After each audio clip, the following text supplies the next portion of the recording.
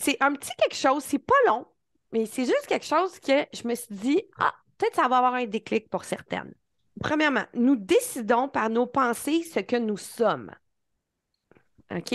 Fait que quand on se présente pour la première fois à quelqu'un là, qui ne nous connaît pas du tout, ce qu'on dit tout haut, c'est ce que la personne pense qu'on est. Puis ça, c'est la définition de soi qu'on a dans notre tête. Puis on la croit, parce que sinon, on ne le dirait pas. Ah, moi, je suis une étudiante, on ne dirait pas ça si on ne pensait pas qu'on était une étudiante. Quand on choisit de ne pas se définir par notre passé, c'est là qu'on avance.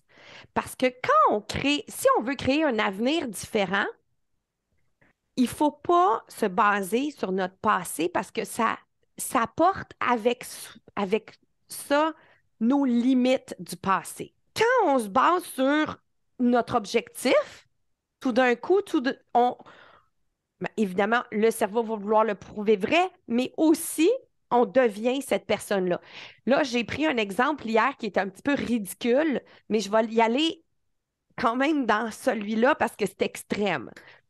Je me présente à quelqu'un qui ne me connaît pas, puis je dis, ah, moi, je suis une fermière, mais j'ai juste comme 10 plants de tomates. Mais la personne qui ne me connaît pas peut imaginer que j'ai 10 comment on appelle ça, des acres de tomates. C'est pas important. C'est ce que moi je dis qui me définit moi qui compte, puis qui ouvre mes horizons. Fait que tu sais, c'est comme, je prends un exemple ridicule, mais c'est quand même, parce que c'est extrême, je trouve qu'on comprend mieux. Fait que on enlève les limites quand on fait ça. Puis, puis donc, il ne faut jamais se baser sur notre passé. Puis si on y croit pas, parce que ça se peut aussi, qu'on ne croit pas encore la personne qu'on dit qu'on se définit. Puis dans ce temps-là, c'est pas si grave parce qu'on pourrait utiliser la phrase fake it until you make it, mais on pourrait aussi se dire, parce que je sais pas si vous savez, mais comment on bâtit une croyance? C'est comment on fait un brainwashing, un lavage de cerveau, c'est en répétant la même chose jusqu'à ce qu'on le croit. Donc, c'est vraiment fake it until you make it. On le dit jusqu'à ce qu'on le croit. Puis ça devient je suis une personne. Dans mon cas à moi, c'était je suis une personne qui trouve ça délicieux boire du Perrier lime. Puis j'aime plus l'alcool. Fait que ça c'était pas vrai au début, mais c'est devenu vrai. Fait que c'était juste de dire, si vous allez vraiment loin dans votre définition de vous, vous allez le créer.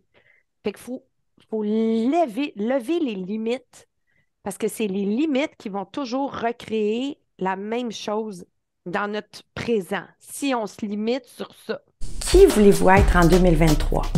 Et si tout était possible, qu'est-ce que vous voudriez? Si votre réponse est semblable à moi en 2021 ou à mes clientes de 2022, comme par exemple Nadine, Manu, Nicole, eh bien, venez dans Pour de bon et réglons votre surpoids pour de bon.